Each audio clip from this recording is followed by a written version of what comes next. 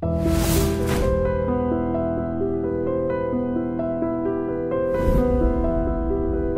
నమస్కారం. నమస్కారం అండి. సార్ మీరు తెలుగుదేశం పార్టీ ఉపాధ్యక్షులుగా ఉన్నారు. అదేవిధంగా ఒకవైపు రచనా వ్యాసంగం సాగిస్తున్నారు. అదేవిధంగా మీకు అప్పచెప్పినటువంటి బాధ్యత ఏదైతే ఆంధ్రప్రదేశ్ పోలీస్ హౌసింగ్ కార్పొరేషన్ చైర్మన్గా ఉన్నారు. ఈ 3 బాధ్యతల్ని ఏ విధంగా నిర్వర్తిస్తున్నారు? అంటే పోలీస్ హౌసింగ్ కార్పొరేషన్ చైర్మన్గా అంటే మొదట పోలీసు అనుభవం ఉంది కాబట్టి నాకు సహజంగా అంత మునుపు కూడా కన్స్ట్రక్షన్ వర్క్ అది యాక్టివిటీస్ బాగా తెలిసిన వాడిని. అందులో ముఖ్యంగా ఇప్పుడు అమరావతికి సంబంధించినటువంటి అంటే కొత్త కట్టడాలు చాలా వస్తున్నటువంటి సందర్భంగా ఈ కార్యక్రమం ప్రత్యేకంగా తీసుకోవడమే కాకుండా మనసుకు బాగా నచ్చినటువంటి కార్యక్రమంగా నేను భావిస్తున్నాను. ఈ మధ్యనే కమాండ్ కంట్రోల్ అమరావతి 50 అయిపోయింది. అది 55 రోజుల్లో అంటే ఈ గోదావరి పుష్కరాల సందర్భంగా చేసినప్పుడు, కృష్ణా పుష్కరాల సందర్భంగా చేసినప్పుడు ప్రత్యేకంగా ఆయన చంద్రబాబు గారు ముఖ్యమంత్రి గారు చాలా ఇంప్రెస్ అయిపోయి ఆల్మోస్ట్ ఆయన ఇంపార్టెంట్ సమావేశాలన్నీ అక్కడనే చేసే అవకాశాన్ని మాకు ఇచ్చారు. అట్లా తీసుకుని మీ కార్పొరేషన్ ద్వారా కట్టారా? కార్పొరేషన్ ద్వారానే. కార్పొరేషన్ పోలీసు సిటీ పోలీసుకు సంబంధించినటువంటి ఒక ప్రత్యేకమైనటువంటి అది ఎప్పుడు అక్కడ ఉంటే కమాండ్ కంట్రోల్ అక్కడ ఏదైనా ఎక్కడ జరిగేది ఏమిటైనా చూసేటువంటి అవకాశం కాకుండా డిఫరెంట్ సీసీ కెమెరాస్ అవన్నీ కావటం కాకుండా అక్కడ స్క్రీన్ అంటే రాష్ట్రం మొత్తం వస్తుందండి. అక్కడ ఏది అనుకుంటే మనకు అదే గోదావరి పుష్కరాలు కృష్ణా పుష్కరాలు ఏదంటే ఆ పుష్కరాలు అక్కడ గిట్స్ ఎట్లా ఉంటాయి. అదేవిధంగా మీరు ప్రత్యేకంగా ఏదైనా ఫోకస్ చేసినప్పుడు కూడా అదే ఉంటుంది. అంటే క్రమేపీ అసలు పోలీస్ వారి యొక్క బాధ్యత ఏంటంటే ఎక్కడ ఏం జరుగుతుందో చూసేటువంటి అంటే టెక్నికల్గా చూడటమే కాకుండా ఈ అడ్వాన్స్డ్ టెక్నాలజీని వాడుకోవడం అనేది ఒక ఇంత మా దేశాల్లో బాగా వచ్చింది. ఇప్పుడు ప్రత్యేకంగా చంద్రబాబు గారికి ఆయన చొరవ ఎక్కువగా ఉంది కాబట్టి ప్రత్యేకంగా ఈ టెక్నాలజీని బాగా సమర్థవంతంగా వినియోగించుకోవాలనేటువంటి ఆశయంతో ఉన్నవారు కాబట్టి అది బాగా ఈ మధ్యన వినియోగపరుస్తున్నట్టుగా మనం అనుకోక తప్పదు.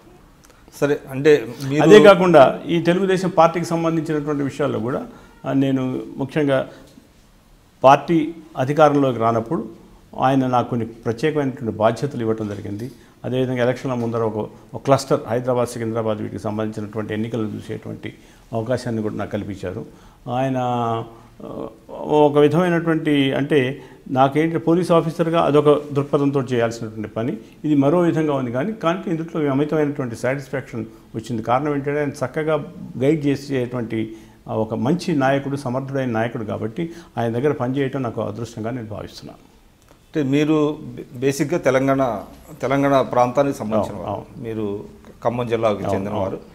సరే, మీరు ఉమ్మడి రాష్ట్రంలో చాలా జిల్లాల్లో పనిచేశారు. అయినప్పటికీ రాష్ట్రం బైఫర్కేట్ అయిన తర్వాత మీరు తెలంగాణ వారు అయినప్పటికీ ఆంధ్రప్రదేశ్లో ఒక పదవి ఇచ్చారు అనేటువంటిది ఒక అంటే ఇట్ రైజ్డ్ మెనీ ఐబ్రోస్. అది దానికి కారణం ఏంటంటారు? ఇట్ రైజ్డ్ మెనీ ఐబ్రోస్ అంటాం కంటే ఇట్ సాటిస్ఫైడ్ మెనీ. యాక్చువల్ కారణం ఏంటంటే నేను తెలంగాణ వాడిని అయినప్పటికీ కూడా తెలుగు జాతి అంతా ఒకటి అనేటువంటి సంకేతాన్ని పంపించడం కోసమని భౌగోళికంగా 2 రాష్ట్రాలు వేరినప్పటికీ మానసికంగా అందరూ కలిసే ఉన్నారనేటువంటి భావన కలిగించడం అనేది ఒక పరిపూర్ణమైనటువంటి నాయకుడు ఇచ్చే సంకేతంగా ప్రజలు భావించారు. మీరు నమ్మండి నమ్మకపోండి చాలా ఎక్కువ మంది అభినందనలు అటు ఆంధ్ర ప్రాంతం నుంచి నాకు వచ్చినాయి. తెలంగాణ సహజంగా మిత్రులు వాళ్ళంతా చేస్తారు కాబట్టి. ఇంకొక విషయం ఏంటంటే రాజకీయంగా ఫస్ట్ పొలిటికల్ పోస్టు ఆయన దీన్నే డిక్లేర్ చేయడం కూడా నా యొక్క అదృష్టంగా నేను భావిస్తున్నాను. అంటే ప్రభుత్వం రాగానే ప్రభుత్వం రాగానే 2-3 నెలల్లోనే ఆయన దాదాపు 4-5 నెలల్లో తీసుకొని ఫస్ట్ పొలిటికల్ నామినేషన్ పోస్ట్ అనేది చేసినప్పుడు అది ప్రత్యేకంగా ఇవ్వటమే కాకుండా ఆయన నా క్యాబినెట్ ర్యాంక్ కూడా ఆయాచితంగా నేను అనుకోకుండానే రావటం అనేది కేవలం అది పూర్వజన్మ సుకృతంగా నేను భావిస్తున్నాను. అలాంటి సమర్థమైన నాయకుడి దగ్గర పనిచేయడం వల్ల నా యొక్క విలువ కూడా పెరిగిందని నేను అనుకుంటున్నాను. ఈ 2 ఏళ్లలో మీరు ఏం చేయగలిగారు? ఈ 2 ఏళ్ళు దాదాపు 250 కన్స్ట్రక్షన్స్ అంటే పోలీస్ పరంగా మీకు క్వార్టర్స్ కానివ్వండి, లేకపోతే వీటికి సంబంధించినటువంటి అంటే కాకినాడలో ఒక పోలీసు దీనికి సంబంధించిన జిల్లా ఆఫీస్ కానివ్వండి, అదేవిధంగా రాజమండ్రిలో జిల్లా ఆఫీస్ కానివ్వండి, లేకపోతే అనేక చోట్ల ముఖ్యంగా ఎక్స్ట్రీమిస్ట్ ఏరియాస్లో చాలా బిల్డింగ్స్ అంటే పోలీస్ శాఖకు సంబంధించినటువంటి బిల్డింగ్స్ కానివ్వండి, తర్వాత కంట్రోల్ రూమ్స్ కానివ్వండి, ఇలా వివిధ తరగతులకు చెందినటువంటి వాటిని దాదాపు 250 అంటే 2 ఏళ్లలో అంతకు మునుపు కొంచెం కుంటుపడింది కాబట్టి ఆ కారణాలు మీకు తెలుసు కదా.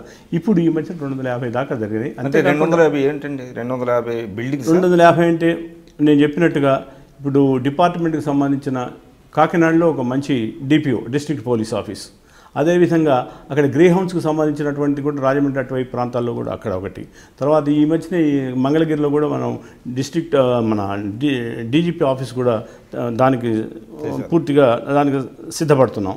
అదేవిధంగా విజయవాడలో ఇమీడియట్ రాగానే లేదు కాబట్టి అంత మునుపున్న ఇరిగేషన్ డిపార్ట్మెంట్ వాళ్ళకి ఇచ్చినటువంటి బిల్డింగ్స్ తీసుకొని అక్కడ యాక్చువల్గా డీజీపీకి క్యాంప్ ఆఫీసు, అదేవిధంగా డీజీపీ ఆఫీసు, ఇవన్నీ కూడా ఇళ్ల నిర్మాణం బాగా వెనకబడింది అనేటువంటిది ఒక విమర్శ ఉంది.